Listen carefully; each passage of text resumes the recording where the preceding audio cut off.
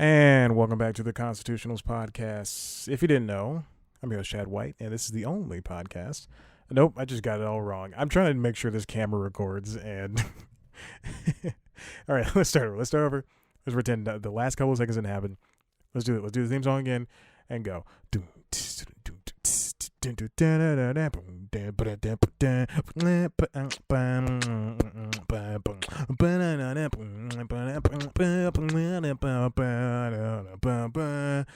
Hey, welcome back to the Constitutional Podcast. I'm your host, Chad White. If you didn't know, this is the only podcast for the website, cpluscomedy.com. Like I just said, this website, go there. Like I just said, I'm your host, Chad White.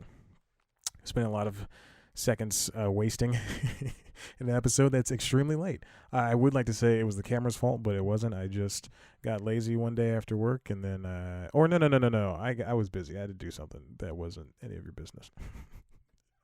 But now here we are, finally recording this episode. I was going to record it yesterday on Sunday. Today's Monday, the day this episode comes out, and then in 2 more days I have to do one more episode, another episode, not one more. What episode is this? 111. This is episode 111. Let's jump right into it. No, let's talk real quick. I got a haircut in the middle of the workday on Friday. When I was at work, I said, all right, I'm going to get a haircut. I got a haircut. If you're watching the video version, you know I got a haircut. If you watch News Time, which is coming out the same day this is coming out, hopefully. It's also close to 8 o'clock, and I'm very tired, which probably means I'm not going to work on anything the rest of the night. I'm just kidding. I'll work on News Time. But I got a haircut. I specifically went to this place that's near my work. It's about 15 minutes away. Took me about 30 minutes to get there because, it's traffic during the day. Even though Google said 18 minutes, it took me like 25 minutes to get there. And I get there. I've been to this place before. I went there a couple of months ago, and I went to. Let me tell you about that trip. I went there, got a haircut. The guy just gave me a horrible haircut. It was just bad, just straight up bad. And then he added me to his text list because he doesn't have a card. And he will text like 50 people at a time, and then people will respond to this chain. So I had to block that. And thank God I'm on Android so I can block that stuff. So I say I'm never going to go back there. All right, cool. And plus the shopping center is just trash to maneuver in and to maneuver out of. Like to just get in, get out, just any of that stuff. So, cut to Friday. Spent several months. I go, maybe I'll give this place another shot. I'll go to a different barber. I call up ahead of time. I go, hey, I'll call up at like 9 o'clock. Say, hey, can I set an appointment for 1 p.m.? First of all, the guy goes, well, you can just walk in. We'll accept walk-ins. And I'm like, I'm on a short time, but all right. So I go in there. I go in there at 1 p.m. I leave work at like 12:30. Get in there at 1 p.m. Like 12:48. I sign my name in, and there's 6 total barbers or 7 total barber chairs, and then 6 barbers working, and 1 barber's not working, or 2 barbers aren't working. So there's 7 total chairs. 2 barbers aren't working. One's just like sitting there, I guess, on his break, and then another one's in the back somewhere.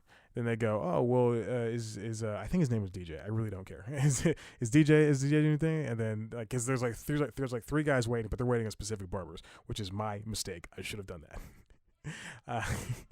So then this guy comes out, and he looks like me. He's like a young hip cat, a lot of tattoos. Looks nothing like me. Tall.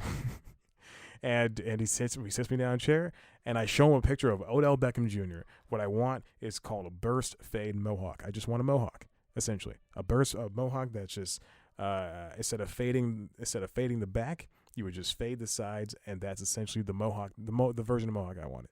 I get in there, I sit in his chair, I show him that picture, and he goes like first of all he looks at Odell like he doesn't know who he is.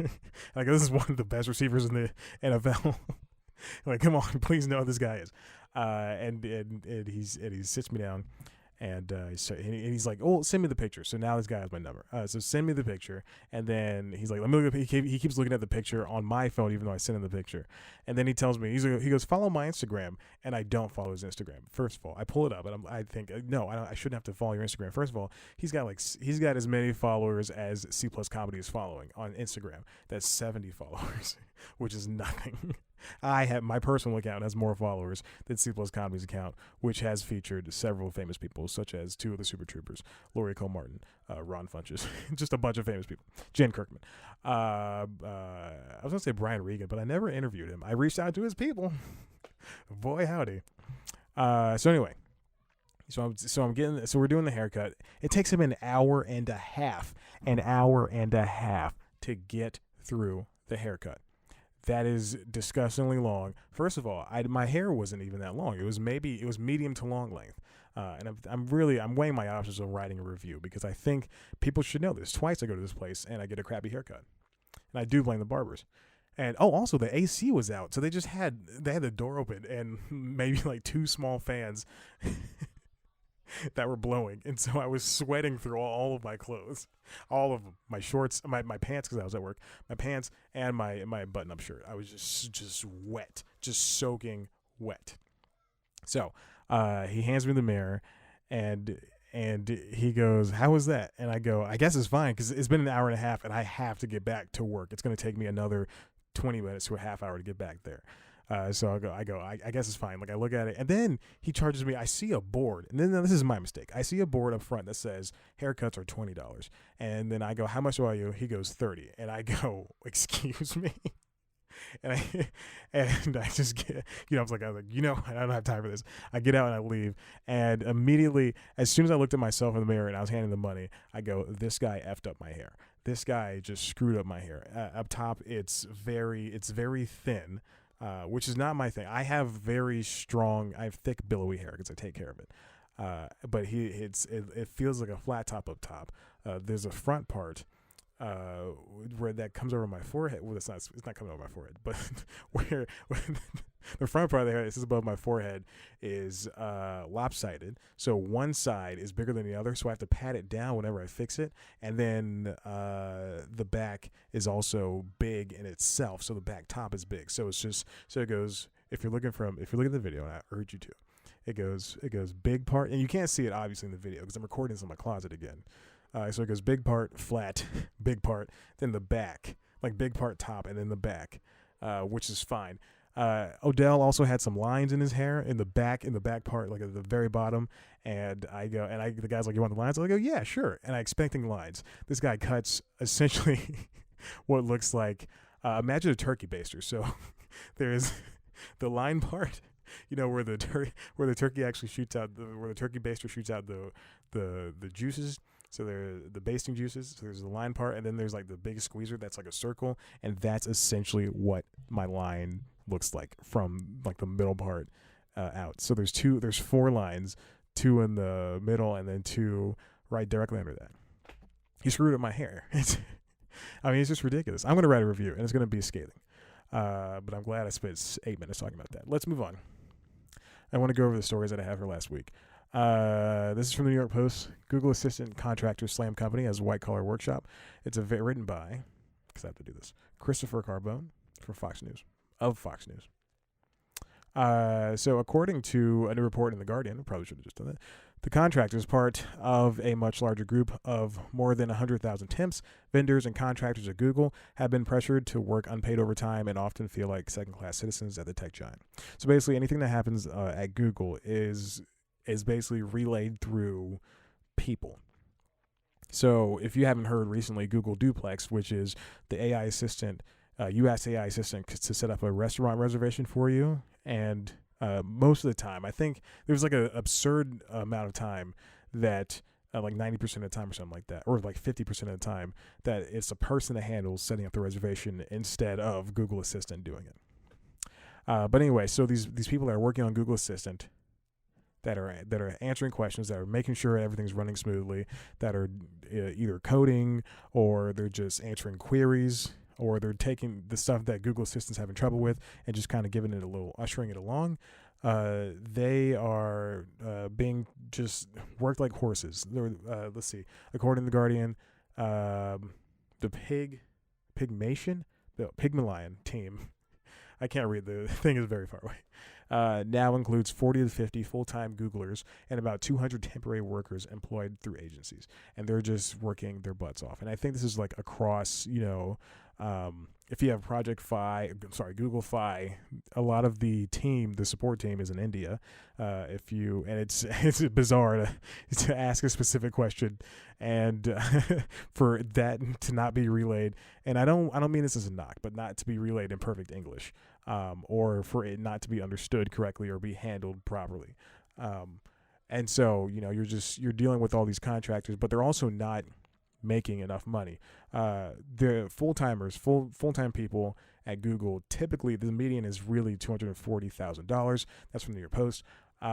Temps and contractors are paid way, way, way less than that. When I was when I was a freelance at the Weather Channel, I was making about $30 an hour. I was making $30 an hour. But again, when I was at NBC, I was the only person who was not paid, who was not full-time, the only person. And I had experience, I had the wherewithal, and I was pumping out stories left and right.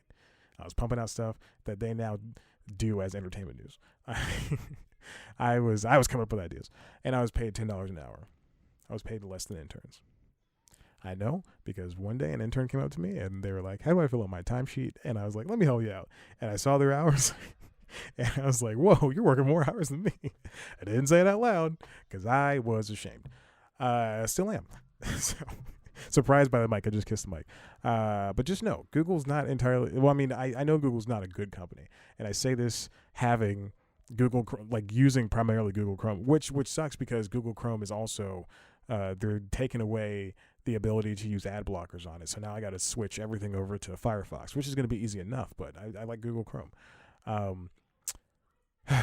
It sucks. It blows that Google's going down like this, and it's really becoming a surveillance state. But everybody's doing that. Even though WWDC's conference today, with Apple's conference at WWDC today, and they harped on privacy. But regardless of when it comes down to it, Apple still has all your stuff, And then if Google's Nest and the Assistant and YouTube and most of Google services went down this past weekend. Apple's cloud had a huge hacking thing. iTunes sucks, and they're replacing that. But nothing's perfect, and Google is really on the forefront of that. Let's move on. Apparently, so this is from 2 weeks ago, and I just saved the story. Jimmy Fallon's Tonight Show is reportedly in trouble as ratings plummet. This is from the Daily Beast, written by Barbie Latsanadu. That's a name. Now, typically, this is all clickbaity stuff, but this has since proven to be true. Page 6 reports that NBC's late-night host is scrambling to keep his show afloat after his ratings have been plummeting and he struggled to recover from the infamous 2016 softball interview with Donald Trump. They're losing. Fallon's Tonight Show is losing to Colbert's Late Show. People want. It's funny because when you're in the comedy podcast world, whenever a comedy podcast talks about the politics around them, then people will just get mad and angry. But one of the most consistent performing shows on television are always these late night shows. Even if Tonight Show isn't doing well, but late night's doing well. Whenever Kimmel does something about politics, it does well. Closer Look by Seth Meyers gets the craziest amount of clicks on YouTube. Yeah, and Samantha Bee's doing well, and Trevor Noah's Daily Show is always doing well. So, and Conan is there being the best gosh darn host. This comes after longtime executive producer Katie Hockmeyer left the team, but she's employed by NBC, so they're gonna have to get some more. They're gonna get a couple of producers in there.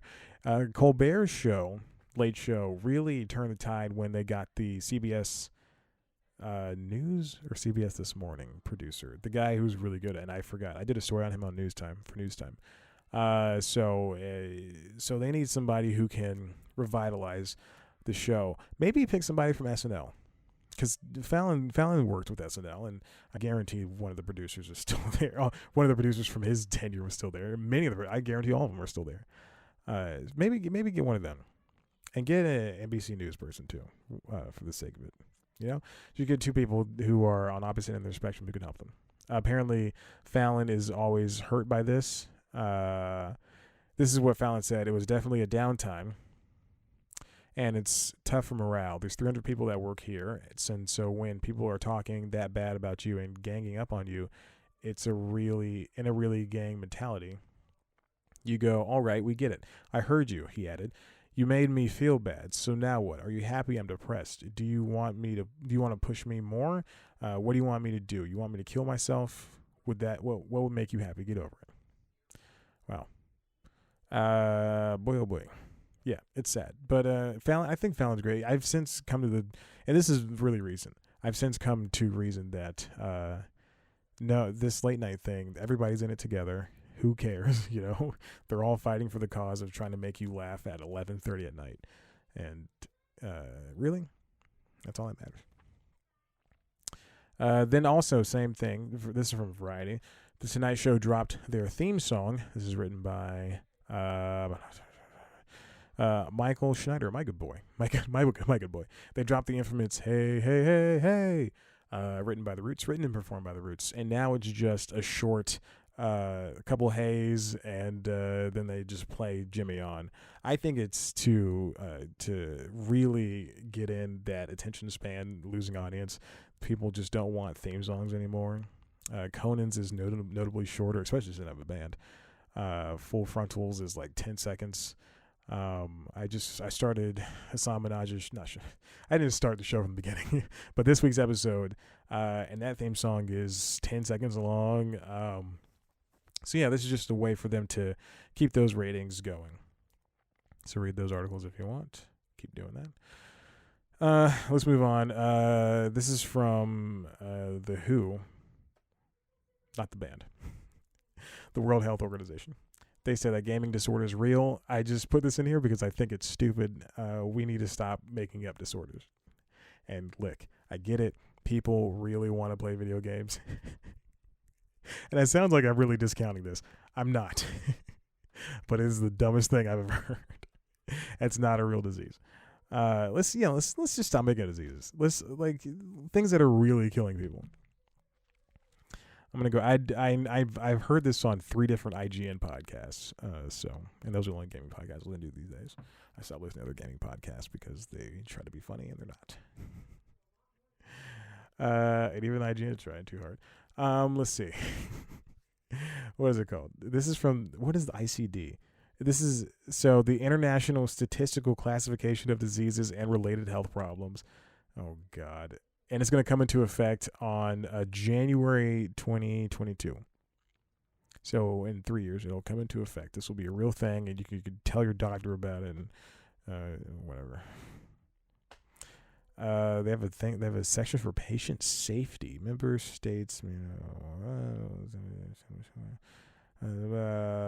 patient harm due to adverse events is one leading causes of death and disability globally. What is the? You know what? I generally don't care. It's just people who play video games too long. That is the gist of it. Read up on it. I linked to the Who article. Who are you? Who? I want to skip over this story, but it's Disney remakes don't equal equality. Essentially, what I was talking about. I'll just talk about it because I clicked on it earlier. I should resubscribe to the New York Times. I let my subscription lapse. This comes from Aisha Harris. Oh, I know her from the New York Times. I've heard her a ton. I believe on the what is the podcast called? The Popcast by New York Times.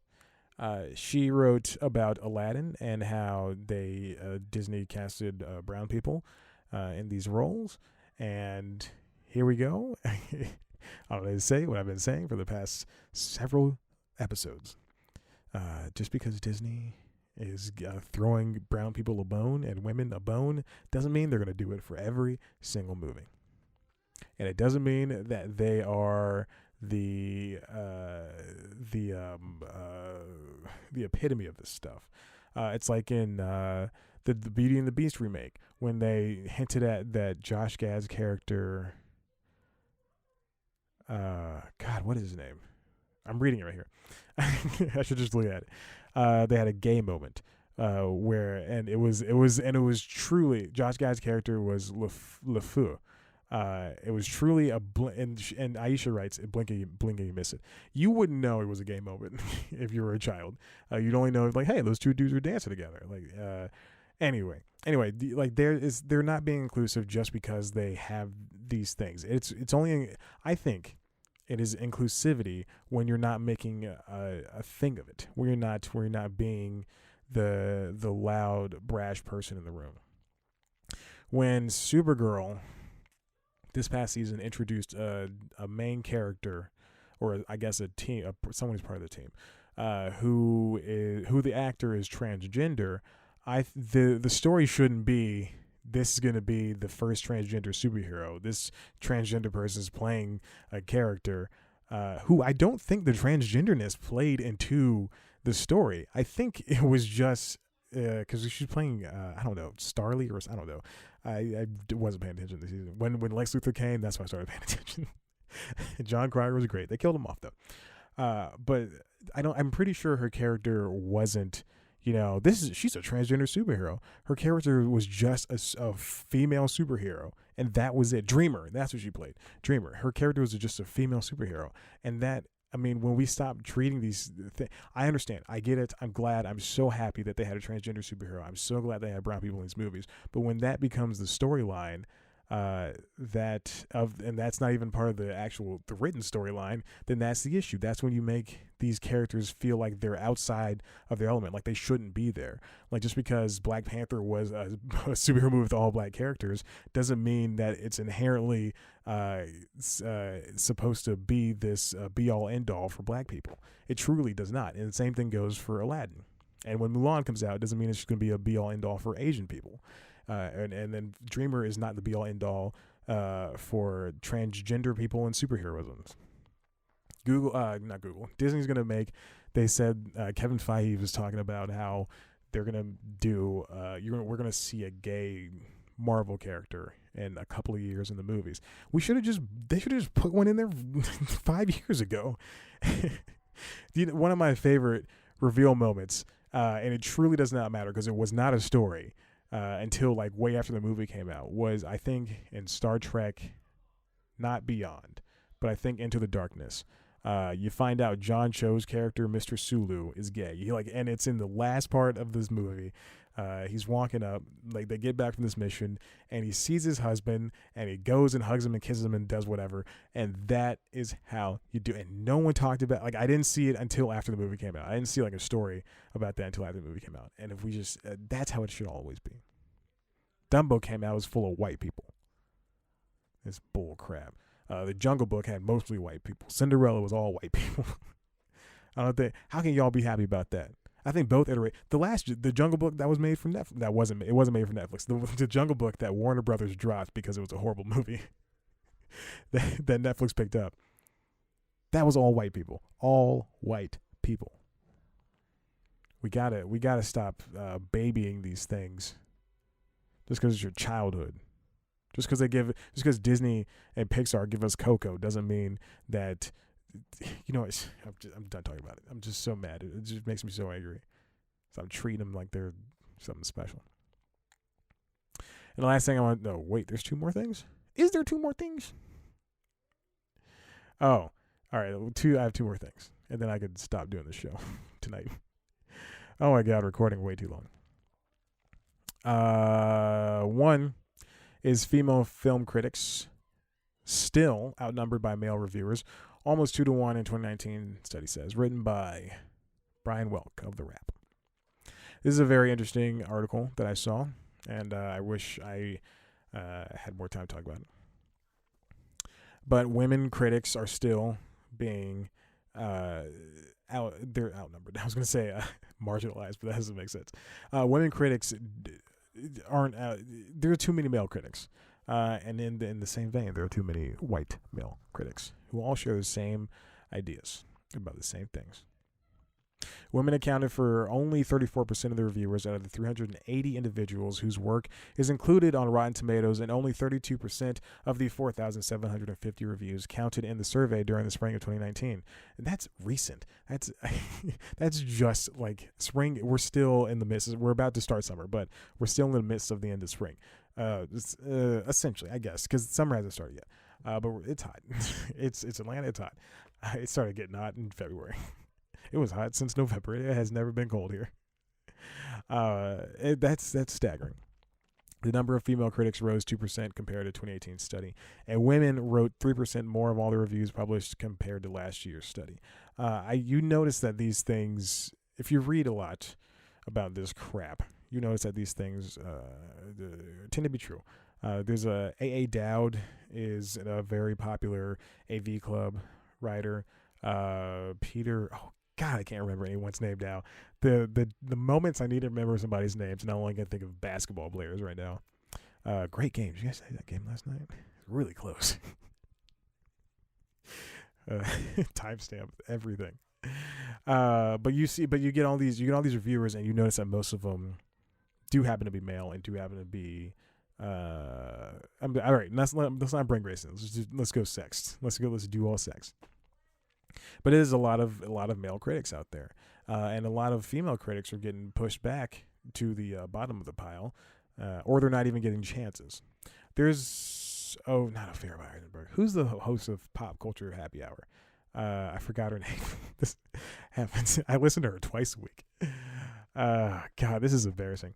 But sometimes you get people like that, women like that, and they host their own shows. They're very prominent voices, but then other times, you see the same 15 names from the same 15 outlets, or the same 7 outlets. By media outlet, men account for 78% of individuals writing for general interest magazines and websites, which is true. 73%, which is fake. 73% writing for trade publications, 72% writing for newspapers and wire services, 65% writing for movie/entertainment magazines and websites, 58% writing for radio, television. Further, men write 73% of reviews about documentaries, 72% about action features, 69% about science fiction, 68% about dramas. Why? 67% about horror. Oh my gosh, 67% about animated, 62% about comedy. These numbers are out of proportion, and comedy/dramas, and 60% about comedies. These are true numbers. These are imbalances that I just do not understand. And it's ridiculous how websites and publications just don't tend to hire women in these spots, which is invalidating anything that they say or write. In the future, you just give someone a chance. Just is what I'm saying. Just give anyone a chance. Everyone has a voice. And not everything can be seen on cpluscomedy.com. Not everything can be seen on chadwhite.blogspot.com. We give someone a chance to have their voice heard inside of your website. A lot of I don't know if I've ever brought this up, but I've been thinking about it in the last couple of months lately. When GTA 5 came out on 360 and PS3 the first time, I remember hearing the glowing reviews from all of the gaming outlets, and then I remember a lot of the criticism, quote unquote, of that game came from the white and male reviewers, but I'm going to go ahead and lean in with white reviewers, and they were saying something along the lines of they felt uncomfortable when not CJ, when the black main character, not Travis, not the Italian guy, but the black guy, the only black person in the game, when the black main character was whenever he would talk to his friends or anybody or any other character, he would use the N-word, and people were up in arms about that. They're like, oh, it just makes me uncomfortable to hear him say that word, and because I never hear that word. And I remember very specifically, this is when the Indoor Kids was still a podcast, and I hate to call them out, but I doubt I'll ever work with them. Emily V. Gordon and Camille Nanjiani, the hosts and husband and wife team of that then now defunct podcast, they were talking about that game, and I remember they mentioned that made them really uncomfortable. And then I thought, well, that's a valid statement. And then I cut to now it's years later, and I think, well, I mean, you just don't hang around a lot of people like that. You don't hang around a lot of black people like that. None of these reviewers do. Like, I highly doubt that any of these reviewers, and I hate to call people out, but I highly doubt that. And I don't think Ryan McCaffrey was doing this, but I highly doubt that Ryan McCaffrey at IGN is hanging around black people like that, or any black people like that. Period. Like, if you felt offended, that's fine. I'm not going to take that away from you, but and I'm not saying that's how all black people talk. Obviously, I don't talk like that, but I grew up with a lot of black people. I have a lot of black friends. Is what I'm saying. I am black. I am a black. But yeah, I mean, it's kind of stupid that anyone feels that gives them quote unquote anxiety about that. And then the final thing I want to talk about, this comes from The Atlantic, written by Taylor Lorenz, The Real Difference Between Creators and Influencers. This is a story about how YouTube essentially created this new brand of people that are both creators and influencers. Now, influencers are the people on Instagram and Twitter and Facebook who have like hashtag ad in their things, and they have like the newest Galaxy phone. I don't know why I chose Galaxy. I'm a Pixel boy. They have a newest Galaxy phone, or they have like Me Undies or something like that. And they basically they make products, they elevate products to a whole different level. Kylie Jenner and Pepsi. Is that true? Kendall and Pepsi. God bless. And then there was also creators who are people who who just make stuff. Your bloggers, your Casey Neistats, your NKBHDs, your mobile tech reviews. I just name all technology things because that's all I watch on YouTube. That's the only reason I subscribe to Google Play Music, so I can get that ad-free YouTube and support people at the same time without using ad blockers. Google, I'm gonna go back to this whole Google Chrome thing, using ad blockers, not using ad blockers. What they do is, now that they're getting rid of ad blockers, that means that they can get revenue from the websites now. So there you go.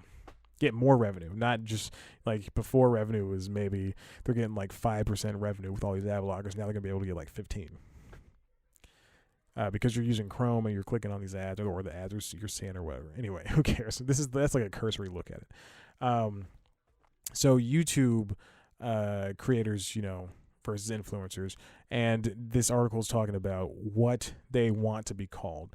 And it really shows, and it shows how they came to be, how creators and influencers came to be via YouTube, and first with these new companies that YouTube was first incubated and then eventually bought, like Next New Networks, who had a bunch of partners and stuff like that. And now they call them partners and all that stuff. It's a great article. I urge you to read it, and you'll learn a lot about influencers and creators. And creators are mostly YouTube, influencers are for everywhere. That's essentially what it is. So yeah, check it out. Good article. Listen, I've held you long enough. If you like what you heard here, head on over to the website CeeblesComedy.com, where there's gonna, what? I'm still paying for it, but God Almighty, I'm so mad. If you don't know, Squarespace, I let my subscription lapse. Squarespace is now charging 3 tiers for their thing, for their website creation tools, and on the lowest tier, you cannot code. You cannot use the code. You cannot inject code into the website, which is stupid. Coding should be free, but I don't know how to make coding. I don't know how to do coding, and all it is just embedding YouTube videos and embedding podcast episodes. But whatever. Okay. Anyway, head on our website. It'll be updated at some point. If you like what you heard here, tell your friends, subscribe, watch the video version on. Listen, if you like what you heard here, we're on iTunes. Rate us, please. Rate us on Stitcher if you're using that. Listen on any podcasting service. We're on every single one of those. Watch the video on youtube.com/C+comedy. There you can see a video version of me standing here in my closet, trying not to sweat on myself because it's hot, because the air doesn't come back here in my apartment. You can see there's a light on. And I have been looking at the camera for like 3 minutes straight now.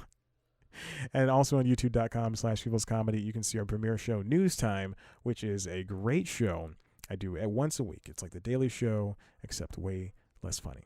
And it's an informal news show. I enjoy it. This week's episode is about Luminary podcasts, and I got to edit it right now. So thank you for listening very much. I love you. What? Bye.